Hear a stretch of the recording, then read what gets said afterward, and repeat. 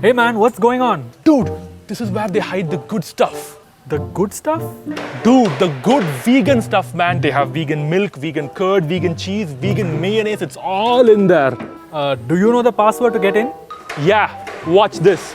Good milk. Open sesame.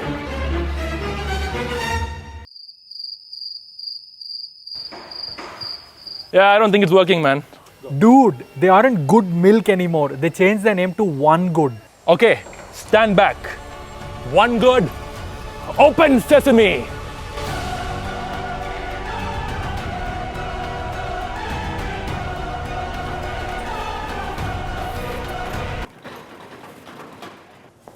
Whoa.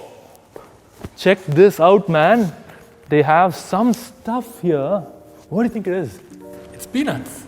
Peanuts? Why? Oh, wait, yeah, the vegan curd that they make here is made with peanuts. They make peanut curd. And if my senses are correct, I'm sure there's peanut curd somewhere in this warehouse, and I will find it. Follow me. Wait, check this out. What on earth is this? What do you have there? It's a minty chocolate protein. Yeah, I mean, I have this pure plant-based protein powder, vanilla flavored. Wait, can't be true. They say 28 grams of protein per scoop, and it's vegan? Damn, I thought they just sold peanut curd. I didn't even know they sold protein powder and such good ones. Well, I am going to keep my eye open for this one, but before that, we have to find that peanut curd. So let's go. Hey, look at this, One Good milk. Have you tried their milk?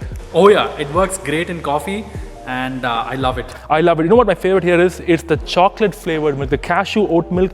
I tell you, it really boggles the mind is how something can be plant-based and yet so thick and creamy.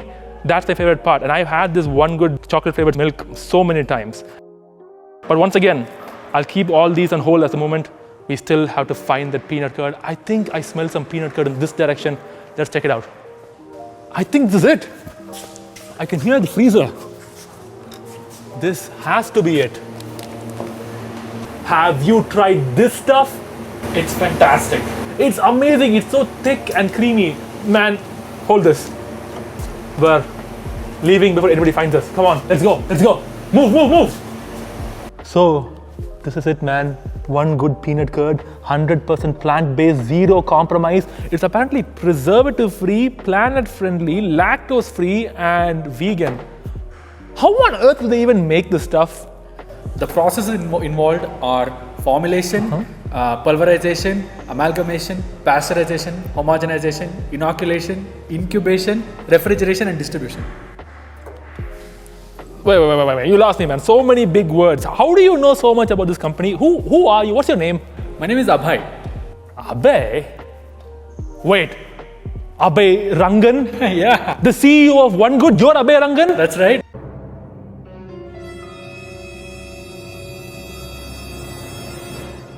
Hey guys, welcome back to another video. Arvind here again. As you can see, I'm wearing my Dairy is not Ahimsa shirt, and no, it's not a coincidence. It's because I have the privilege here right now of being at the One Good warehouse, and I'm with none other than whom you have seen, Abhay Rangan himself, the CEO and founder of One Good. Thank you so much, Abhay, for your time, for the wonderful work you guys do. I honestly have been looking forward to this interview for a very long time, and thanks so much for taking us in. And I'm not a thief, by the way. I am an animal rights activist. You might have seen me on social media, WhatsApp or something. So yeah, first of all, welcome to the show. Thanks, Arvind. Of course, you need no introduction to the community at large. It's a privilege to be here and talk to you. Thank you so much. So many people watching here, my audience, are not necessarily vegans. In fact, the majority of my followers are non-vegans. Many of them lean towards learning about veganism. And I thought it would only be right to introduce them to the various vegan brands around here in India who are doing like an exceptional job in trying to push forward vegan products that are affordable, that are, delicious. So I have a set of questions to ask you. I'll just shoot it right off. I just want to hear from you, because people who don't know Abhay, he's actually just 25 years old. And if I'm not wrong, you began doing a vegan business by the name of Vegan Arc when you were 17? When I was 19. 19. Yeah. So 6 years ago, you started that. So just take us right now from Vegan Arc. What was the inception of it? How did it start? What was your journey of even thinking at such a young age to do vegan business? How did your parents allow that? And now you have reached to one good. Just give us a rundown of everything that happened. Sure, that's a great question. Yeah. So when I turned vegan, it was about 12 years ago. I started off with animal rights activism. I was a very passionate vegan. Of course, I was a very angry vegan at that point. So I wanted to do a lot, as much as I could. So every Saturday and Sunday, my friends and I would go to Indiranagar in Bangalore, and we would just stand there and protest and hand out leaflets and things like that. So naturally, we had a lot of conversations with very curious passerbys. And much later, it was like a couple of years later, someone was passing by and I talked to them about veganism, handed them a leaflet, and they said, hey, it's all cool you're talking about veganism. I agree with the concept, but the products are not affordable. So I can't be vegan. Of course, we're caveating this out by saying you don't need alternatives to be vegan, but it actually helps if the plant-based products themselves are affordable. Agreed, yeah. And this rang true in my own experience actually. Like in my house, we had a fairly middle class upbringing, our entire family. We never bought dairy alternatives from the store. We always made them at home because it was just that much more convenient and affordable for us. And at that time, there were not even a lot of homegrown brands in India. A lot of it was imported. I know I saw a packet once, like 1 liter of almond milk was 800 rupees. Yeah. And we were like, what is happening? So we eventually decided to do something about it. Ultimately, Vegan Arc at that point was started not to become a big business, but at that point it was just like, hey, if you're going to complain that vegan alternatives are expensive, we are going to provide something for you so you won't complain. That was the funda. And it just so turned out that this message had a larger audience than just the people who complained. And we started making products in the kitchen. The delivery was the hardest part for us to figure out, because at that point there was no Swiggy or Dunzo or all of these companies this that now exist. This is in 2016, I believe, right? That's right. 2016, yeah. Okay. It was just an idea at that point, and then we decided, we didn't have a scalable solution for this, but you know what, it doesn't matter. My mom is going to manufacture this in the kitchen and I'm going to deliver it. As a family, they were very supportive. In fact, I remember our first packaging was in like a Pearl Pet bottle, and my dad and my mom went to Big Bazaar and bought like a lot of these bottles. Pause. So your parents are vegan? They helped me, they inspired me to be vegan. They've been vegan longer than I have been. So who went vegan first in your family? So my dad sort of started the inception of veganism. I think he saw like a pregnant cow walking in front of the road in front of our house. And then he thought to himself, like, why don't I see male cows all that much? And then he got to digging into the corners of the internet, saw all the. And he asked these questions by himself. Like, no one needed to like go to his face or show a video or hand a pamphlet. He just started asking these questions to himself. Yeah, I'm really impressed. That's kind of a very rare thing you see in the human species. Very few humans actually do that. Okay. Yeah, and he was, I think, in his 50s at that point, and I think he did a lot of self-inquiry at that point. And my mom, she was immediately convinced by his argument. So they both turned vegan on their wedding anniversary. I just got to pause for a minute because including my family and many others, like this is something that's completely unheard of. Yeah. Where in the Indian household, where the Indian father learns something new, is willing to accept that what he has been doing for all these years is wrong, go to his spouse and teach his spouse about that. The spouse also accepts it, and then they pass this message on to their son. I don't know how many other Indian households actually, in fact, it's usually the reverse. The children learn, they go to the parents slap the children, and we all keep quiet. Like, it's very refreshing and nice to see parents take charge and actually lead their children along this compassionate path. It's really inspiring, to be honest. Yeah, they even my sister's vegan. So as an entire family, we're like a vegan unit. That's amazing. And we all got involved with activism. My mom, she's a little bit shy, so a lot of her activism was with relatives, which we are scared of doing, right? I don't like to talk to my extended family about veganism because all these arguments happen. But my mom is, she's very fierce. She's a very fierce advocate of the cause there.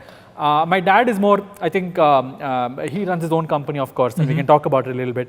But he was involved with activism a little early on. And my sister and I, Varidi, my sister and I, we got into animal rights activism with, leafleting in our neighborhood and things like that. That's how we started off. No, this is actually, like I said again, like it's kind of unheard of, but it's really motivating, I think, especially for people who think I just want people to understand that there are other groups of people out there. Like not everyone is selfish. That's no other word I can put that, because there are selfish humans and unselfish humans. This is an activist channel, so I will be kind of blunt here. But yeah, it's very inspiring to see that your parents took charge and helped you. I remember, now I've been following you, and this is the first time we've met. Yeah, for people who don't know, that's the first time we're meeting. I've been following you on social media for around 6 to 7 years. Wow. I've been following you. I don't know if our friends on Facebook, I've been following you though regularly because of the stuff you do. I've seen articles about you. I've seen newspaper cuts about you. And your mom was always there in all the photos I've seen. Yes. You know, I think one of those events called Wilderfest or something that happened in 2017 here. Right. I didn't come to the fest, but I remember seeing a picture of you and your mom. And like, yeah, she was always there beside you supporting. So that's... Yeah, I would make the argument that 70-80% of the company's early success was 100% my mom. Damn. You know, it was not easy to manufacture, like, even at that point, 50 liters, 100 liters of curd at home. Oh, at home? At home, yeah, in our kitchen. And because we didn't, at that point, there was not even a facility you could scale to. It was all entirely, How does someone make 100 on a day? She makes 100 liters. I think at the peak of it was 100 liters, maybe not every day. But still, there has been times where she has made 100 liters of peanut curd. Absolutely. Okay, I didn't even know that's possible, but okay. So, and then we started from there, and then we got, this is around the time I was figuring out what I wanted to do with my career. My initial plan was, I'll finish my engineering degree, get to the age of 30, get a job, and then like, after I get some experience, I will start with Indian. This. Yeah, just to be on the safer side of all this, you know. We have our own, financial goals, etc. Yeah, true. But it so happened that this company started kicking off, and soon it was not possible for me to do the deliveries alone. We hired a team of people who were going to do it. And then, of course, it started affecting my academics. And then at some point, I had to take a call between one path or the other. And your very Indian parents were okay with you moving to this and not Chennai? I got their blessing, and I did not look back. This is one unique family, and I mean that in the most complimentary way possible, seriously. So explain to us right now how it went from vegan ARC to then it became immediately Good Milk, or there was something else in between, I believe? It was just, it became Good Milk. So and then, vegan ARC became Good Milk, and that's when you began to do things on a larger scale. Right. Okay. Yeah. So we realized that actually, happy to say this, Veganarchy was supposed to be vegan plus anarchy, and I realized that's too much of an activist name for a What's an anarchy? I myself don't know what the like name. Anarchy is like an anarchy. Yeah. Oh, it's not vegan. I've been saying vegan arc. Yeah, it's not like Noah's Ark. It was supposed to be like vegan anarchy because I was like a very angry activist at that point. Oh damn. Okay. And then I was like, this coming out now. This may be too hardcore of a name for like the vast majority of consumers. Agreed. So we crowdsourced the name online. So I made a Facebook post and a bunch of people commented what names we could have. And we settled on the name Good Milk because it got the most number of likes, and as like a company we could live with it. And I still love that name, although we changed it quite recently for a variety of reasons. So it became Good Milk, and then even the transition to Good Milk happened after we got our first round of funding, and we had like the beginnings of a budding company at that point.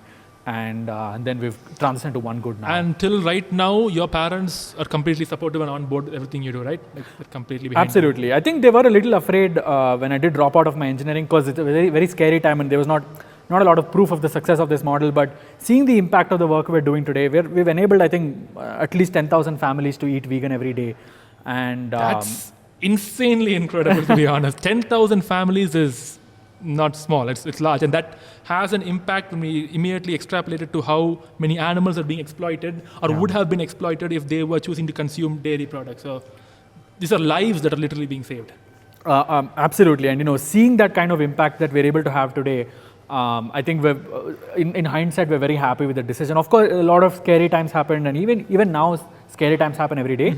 But I think really it's the impact and the mission, and of course, the fact that 62 billion animals are killed by for human wants every year, and there are more than 300 million cows and other dairy animals in India. Yeah. I think it's a very scary thought for us. Yeah. These animals don't have any hope outside of a few committed people, counting us and a couple of other companies and activists and non-profits, the rescuers among them. Yeah, if not for us, then they would be... It's already as bad as it can possibly get. We've at least managed to shine a small light, I say, what we have done as of the moment. Hopefully we do shine a bigger light in the future. Okay, so moving on to my next question. What are the unique challenges you feel you face as a vegan entrepreneur as compared to someone selling conventional dairy products?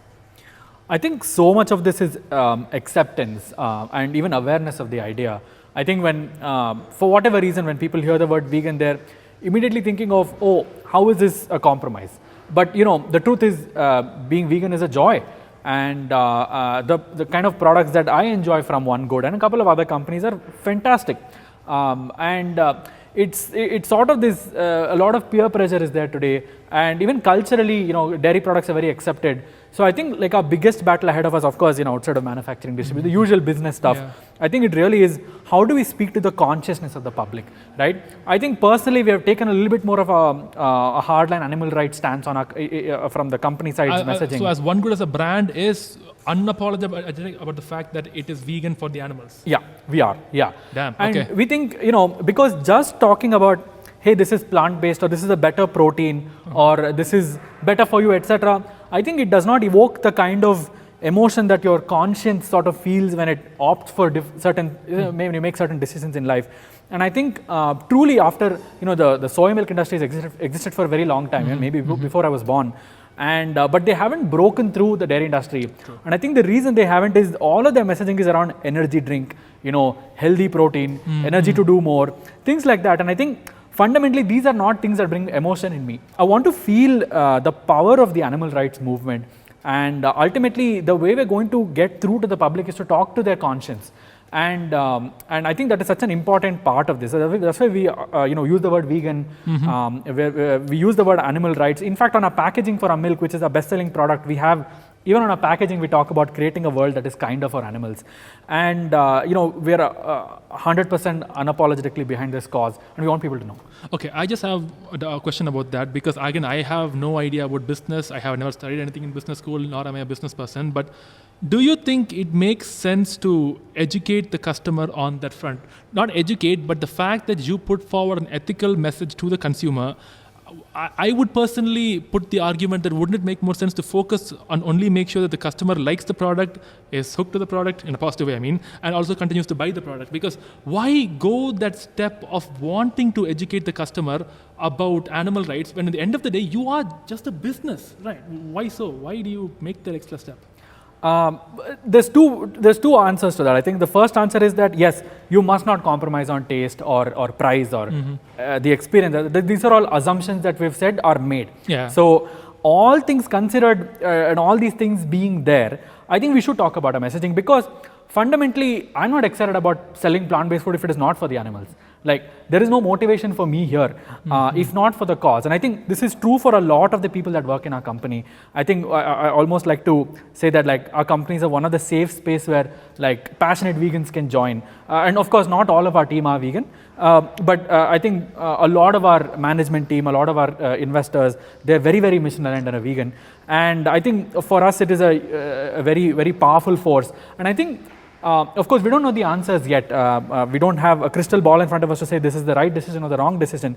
But I truly feel that if we feel so passionately about it, and we are so convinced by this messaging, that there must be a powerful idea why this truth exists today, and we want to share it with the world.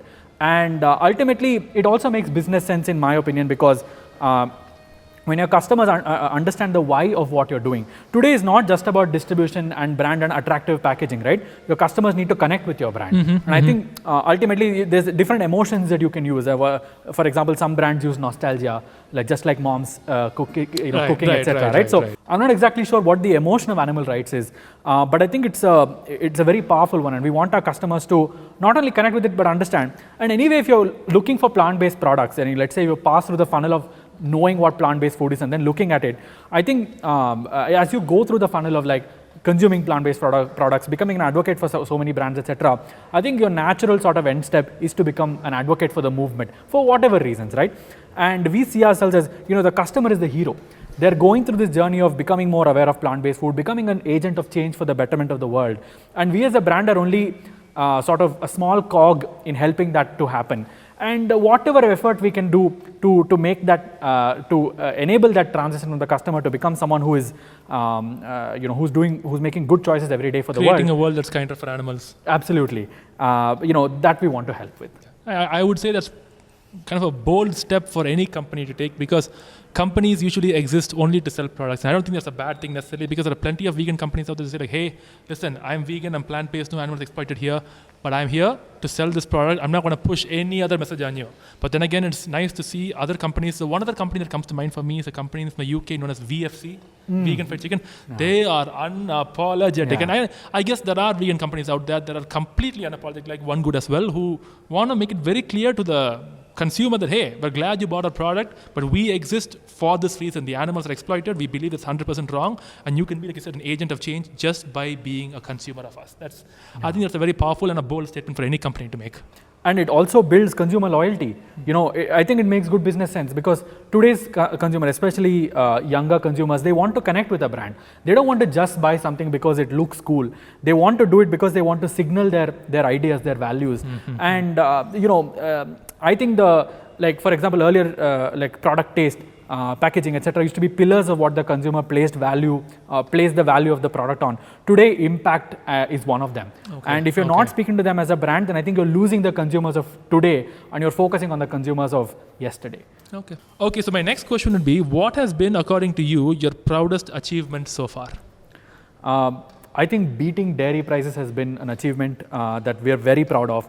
I think it is sort of this dream that you, as a company that is mission aligned, you start off one day saying, like maybe 10 years later, we will achieve the price point of dairy. But we've managed to do it today. And of course, it's not all over the country yet, and it's work in progress. But I think that is the first step to helping make plant-based food truly mainstream. And I would say that is our proudest achievement. And of course, also the fact that we've built a team that is really passionate about this cause. I think I walk into work every day feeling like I work with people who are shoulder to shoulder on my side. There is this base level of values alignment, and we can truly focus on like all the joys there is to doing something like this. There are good times and bad times, but it feels so nice to have that solidarity with your people. I think those two things I would say I'm very proud of. Fair enough. How many employees do you have?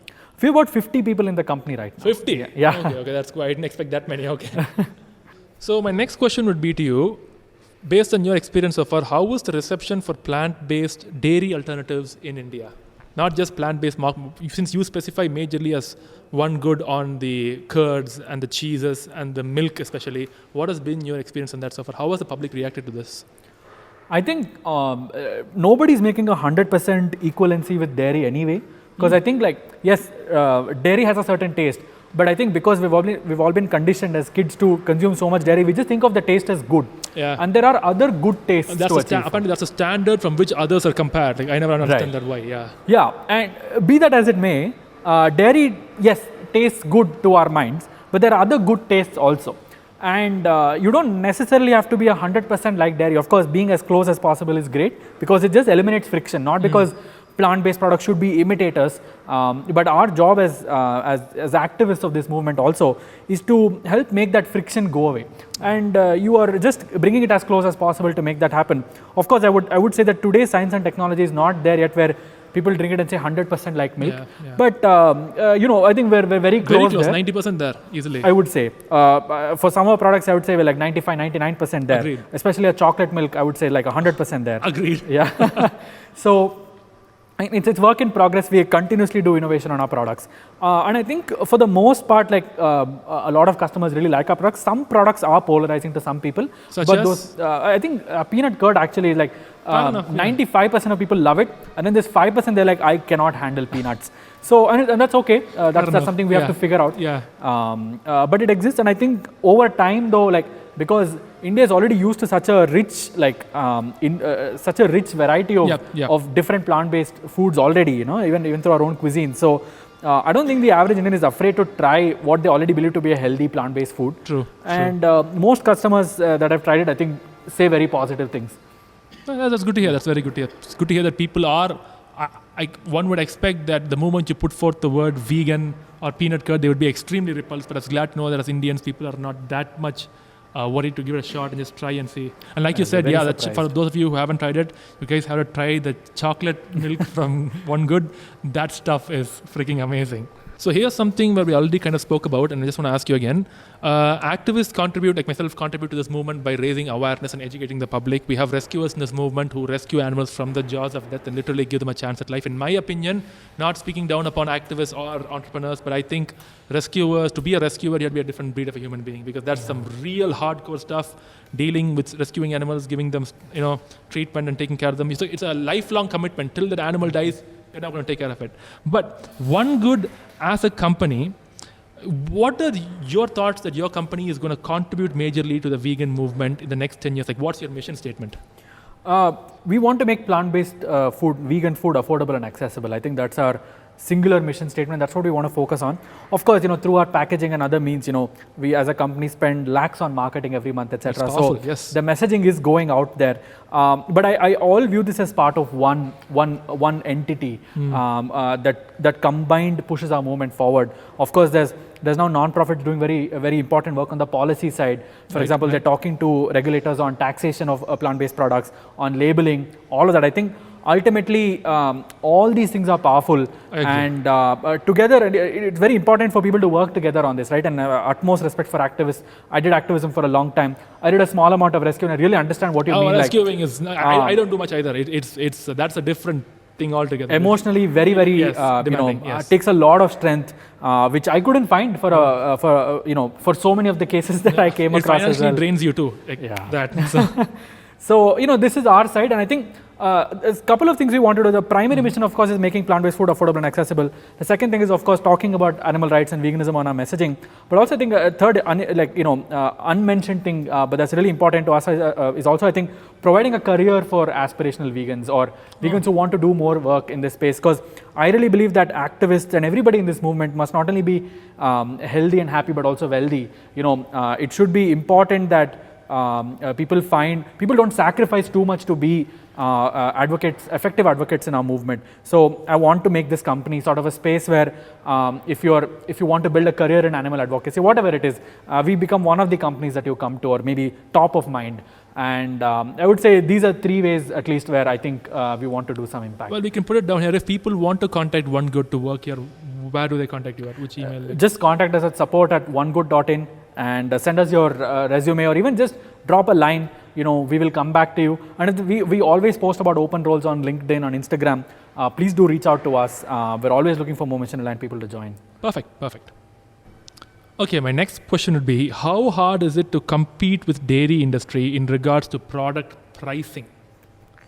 That's a great question. And there are two base level challenges here. One is there are a lot of subsidies that the dairy industry gets. So on the supply chain side, their prices are much lower, but also on taxation, right? Like dairy attracts a much lower taxation than plant-based dairy products. But I truly believe that plant-based food can beat dairy products in prices, as we already have demonstrated through, at least in some of the pin codes that we service our plant-based milk at 59 rupees per liter. The reason why plant-based food can be cheaper is milk is a liquid when it is pulled from the cow. And the plant-based dairy does not have to be that way necessarily. A lot of the plant-based companies today are operating under the same assumption that the dairy supply chain is needed from manufacturing to distribution. And when they go through those supply chains, you need tremendous economies of scale, tremendous volumes in order to even match the price of dairy. This is notwithstanding taxation and other things. So one way we decided to overcome these natural barriers that existed was to rethink the supply chain altogether. How can we innovate? How can we decentralize manufacturing? How can we decentralize distribution?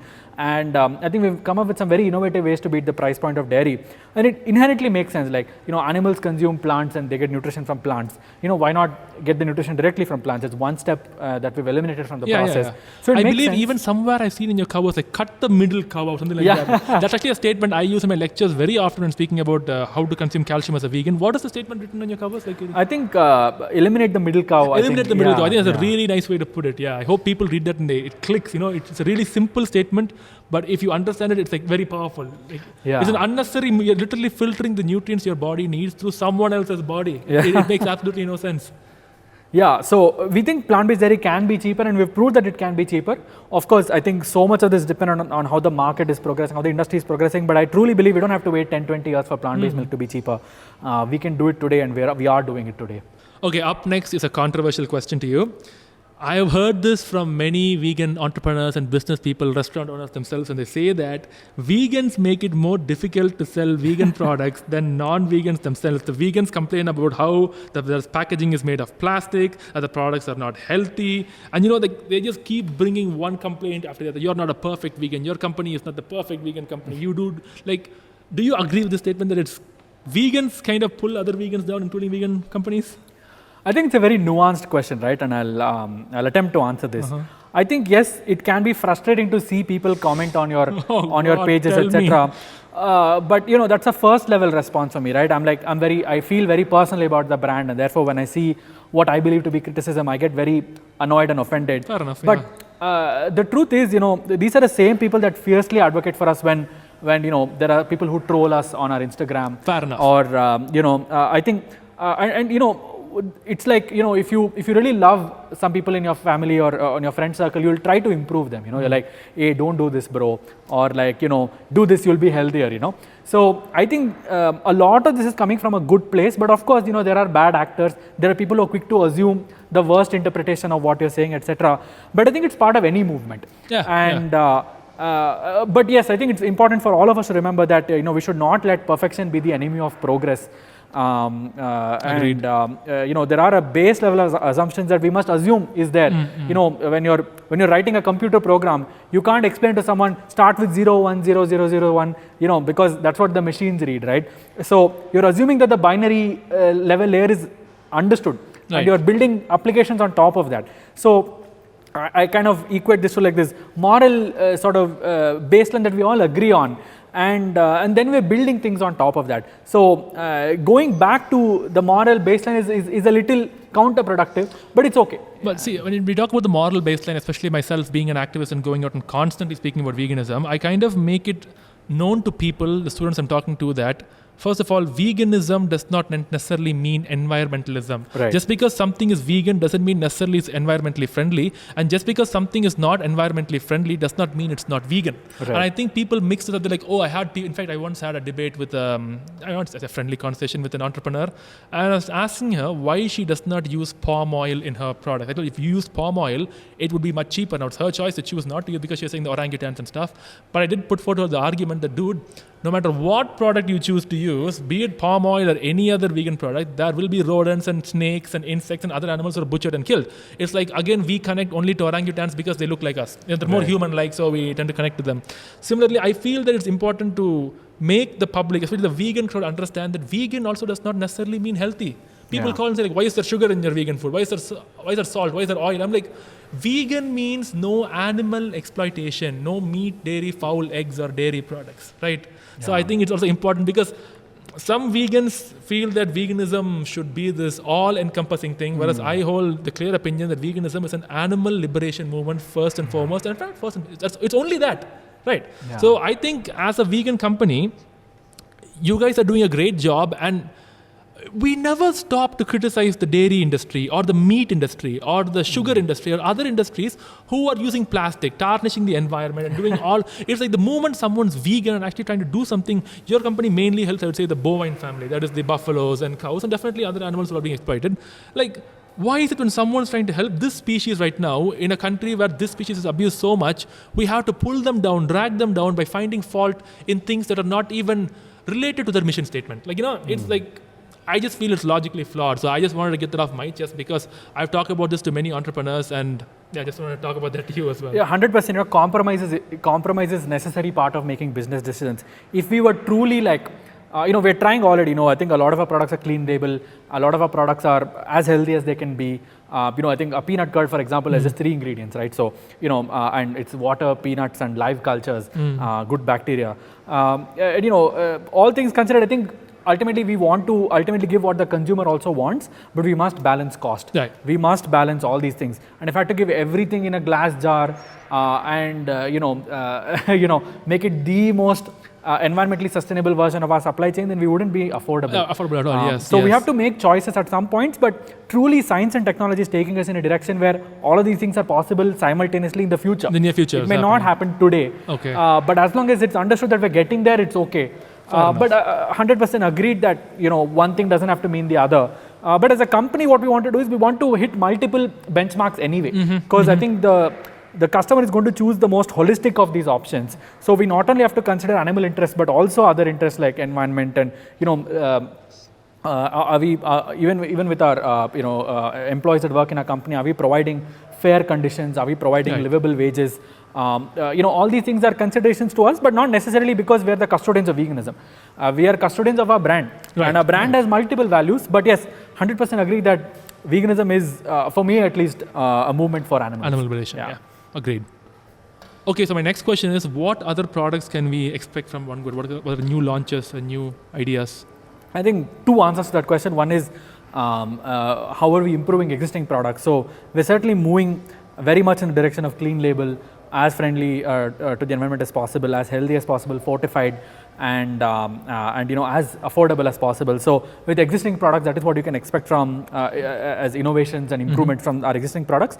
With respect to new products, ultimately I think we want to be in every area where there is a high amount of consumption of animal products. So for example, we have ambitions to do a lot more in the meat side and the egg side. And on plant-based nutrition as well, because I think ultimately India as a country will accept plant-based food when we can prove that food security is very easy with plant-based food, and ultimately that means doing a lot of innovation on the protein side, on the micronutrient side, and just presenting an option where everybody can get behind it from a health perspective also. So we will be doing more work there to reduce the cost of even plant-based protein from animal protein, right? So protein from cow's milk or protein from animal flesh, etc., might be a certain cost per gram. We want to see if we can beat that, and we want to incorporate that into other products as well. We can also sell this protein as a consumer product, but also incorporate this in other products. So that's kind of the general direction we're heading in. But ultimately, we want to be a no-nonsense brand.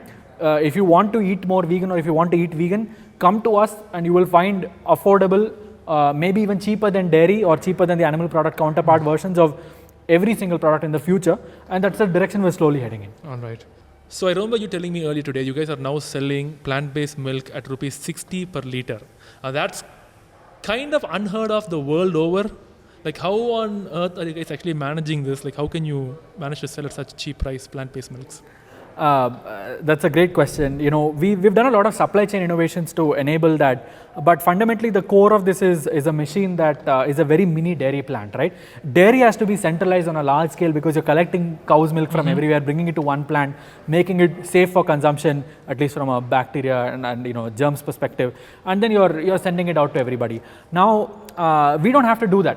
Plants are dry, cashews are dry ingredients, oats and millets are dry ingredients. So we've made a very mini dairy plant that can decentralize manufacturing. You made in a big mini way. dairy plant. How big is this mini dairy plant? It's maybe this size. So is there even a plant that's more like a machine? Yeah, absolutely. A robot, yeah. Okay, yeah. So what does it do? How does it work? It does the same things that a dairy plant does. It does pasteurization, it does homogenization, and it does all these things that happens to dairy when it goes through a big dairy plant. We've just been able to make a very miniature version of this, and the future is that we're currently supplying milk through this machine, but it is possible for consumers to even get this machine, or even small scale entrepreneurs. I was just about to ask that, like, if we wanted to buy buy one, could we buy one? It maybe we could in the future. In the future, yes. Ultimately, if plant-based milk has to be as convenient as dairy milk, which is present, every 100 meters away there is a small booth that is selling milk today. How can we enable that without having to recreate the dairy industry? We can do that by very nifty, innovative ways, by overcoming the weaknesses of the dairy industry. Right. And that's kind of the direction we've headed in with our on the supply chain side of our company. Right, and I remember you also saying like this could even help people people who right now are working, let's say, in the dairy industry, so like impoverished people. Like even this could help them because they could now have one of these machines and they could use it to produce milk and then provide it to their neighborhood. Like, could you just speak on that? Yeah, the vision is that ultimately every single person has to be aligned with the plant-based space in order for it to grow well, and it can't be seen as an elitist movement where people are looking down on people who can't afford it, and they're saying if you can't afford it, it's okay, it's only for the 1%. That's not fair, and ultimately that's not going to help the animals. Right. So ultimately, how can all of us benefit from the plant-based space? And I think it is by at least for people who are working in the dairy industry, we haven't yet figured this out, but we want to be able to provide equally or a better means of earning a living, a more profitable way of running a dairy booth maybe. Dairy industry anyway operates on a razor-thin margin, It's 2 rupees here, 2 rupees there for everybody. Ultimately, you have to sell a lot of volume for it to make sense, which is fair because they have that volume. But we can do one better. Because plant-based dairy is inherently cheaper, there is more margin for people to take. So for the same quantity of milk you're selling, sell plant-based milk and earn 10% or 20% more. And every rupee counts, and ultimately that is the vision with this company. Nice. And we want to bring everybody along. So, like, what would be your advice to upcoming vegan entrepreneurs? I think I would 100% say talk about the vegan movement, talk about animal rights. Ultimately, none of our movements will be successful if it is relegated to a bunch of people who just want to eat healthy. Yeah. You need to connect with the morality of the country, with the morality of the people. And I inherently believe that all of us are good. And we will make good choices when the choices are convenient for us. So as long as you're in the space of making that happen, I think you will have a bright That's future. True. I agree. No guarantees in life, but I think at least this is what I've done with my life, and I have been fairly well rewarded for this. Agreed, completely agreed with you. So last but definitely not least, where can we place orders for your products in case people watching would like to buy them? Primary is our website, onegood.in. In 5 cities in India right now, we deliver without any delivery charges any amount of plant-based products. Or it can be 1 liter, 50 rupees worth of product also, we will deliver to your doorstep the next morning, free delivery. And then we are also present in a lot of retail outlets. Any vegan store you go to will have our products, but we're also present in Nature's Basket, we're present on Big Basket, we're present on Amazon. So soon we want to expand to 1,000, 2,000 touch points. And of course, you'll also see our 59 rupees milk being serviced in a lot more pin codes. But definitely our website is the primary conduit for anybody to understand where we are as a brand. Follow us on social media. We're on onegood.in, on Instagram. They're on Instagram, Facebook, I believe, Twitter. Twitter also, LinkedIn, we're on WhatsApp. Give them a follow, guys. Please do. Whether you're vegan or not watching this, I think, like you said, there's no harm in trying out their peanut curds. Try out their chocolate milk. That's my name. It's some really good stuff. And I have to say again, thank you so much for your time, Abhay. You guys honestly are doing amazing work. It's just nice to see that there are human beings out there who do give a damn, is what I can say, who do care. It's not only about making money or what about me, what about my family, or the selfish behavior, but about he said vegan should be healthy, we should also be wealthy, but let's do it in a way where we don't exploit others, and we also take care of the fellow human beings around us. It is doable, it is possible, and that's pretty much what Abhay and One Good here are trying to promote. So again, thank you so much for your time. Thank you so much, Arvind. I've been a big follower of your work, and everything you said to us 100% applies to you. That's how I feel, and wish you continued success in your mission as well. Cool. Thank you so much.